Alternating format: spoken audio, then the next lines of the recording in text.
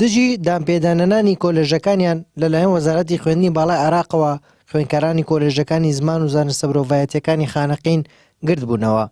کۆلێژەکان سەر بە زانکۆی گەرمیان و نزیک بە 10 ساڵە خوێندنیان تێدایە، بەڵام بەهۆی ڕێکنەکەوتنی ئەوان حکوومەتی هەرێم و حکوومەتی ناوەند لەسەر زەوی کۆلێژەکە حکوومەتی ناوەند بە فەرمیدان بە کۆلێژەکەیان نانێت و بەمەش کێشەی دامەزراندن بۆ خوێندکاران دروست دەبێت. ئەم خێمەمان داناوە ئەمڕۆ بەهۆی کێشەی ئەترافدان پێنانە کە لایەن حکوومەتی عێراقیەوە دان بە کۆلێژەکانمان نارێ. ئەم کۆلێژانی خانەقین سێ کۆلێژن سەر بە زانکۆی گەرمیانن کە ئەمانە لە ساڵی 2014 لە خانەقین خوێندکار بە فەرمی 13 عفوان وەرگیراوە.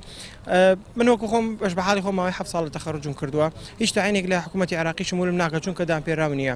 ناتوانم ماجستێر بخوێنم، ناتوانم ئەوانەی ماجستێریان هەیە ناتوان دکتۆرا بخوێنن، ئەوانەی ماجستێر و دکتۆرایان نیشێن ناتوان ئیزافی کەنە سەر شەهادەکانیان. کێشەی ئەترافی زانکۆکەی ئێمە بە تەواوی چییە؟ ئەم کۆلێژانەیە لە خانەقین ئێمە نە مشکلی مختبەرمان هەیە، نە مشکلەی دەرەجاتی علمیمان هەیە، یعنی کە وەکو ستاف وەکووانە هەموو شتێکمانەوە، بەڵام کێشەی زەوی هەیە. باشە بە ویژدانەوە پرسیاراکەم ئەکرێت کێشەی زەوی هەبێت لە بینی حکوومەتی هەرێم و حکوومەتی ناوەند منی دەرچوو تەحمولی بکەم؟ بەوتەی و خوێندکارانە بەهۆی ئەوەی کۆلێژەکە دەکەوێتە ناوچە کوردستانیەکانی دەرەوەی ئیدارەی هەرێم کێشەی دامەزراندنیان بۆ دروست دەبێت. بە جۆرێک لە ئەگری هاتنەوەی ناوەکانیشان بۆ دامەزراندن حکوومەتی عێراق ناوەکانیان لا دەبات.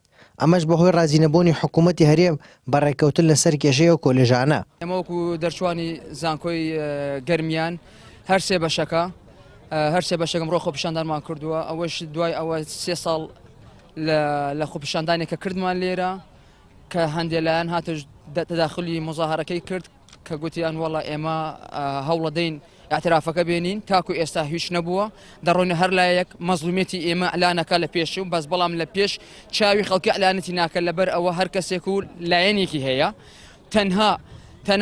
تەنها چین کە خواردوێتی توش خەسارە بووە ملەتی خانەقینە و مناڵی خانەقینە.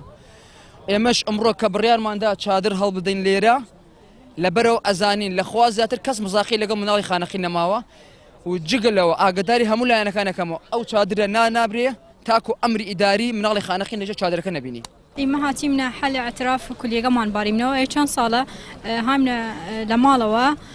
من خەریجەی دەروونناسیم 4 ساڵە مەماڵ معادلم 82 چمەرە هەر کولیەک قبولمانیەکان چیمنەرە هەر مدرسەی ئەهلی قبولمانیەکان شنەپیمانی وەکو لێدا معتەرف نیەوە پیمەدەن بمان چەست چیمنەرە بەغدادێ 3 ساڵە كنت عندنا بيمان وشنا بيمان معترف نيوبي يعني ما ذنب ما نشاس 4 سال خونستي من وأوائلها وردي مشكتي باقو دايق مان وأهل مان ويعني داوا كاري من إنه استثناء بكن أو اعتراف كل يجمان بارنو أي شكتي ما نوزاح ونشوف هزاران طلبة يعني هاتنا راي تشته.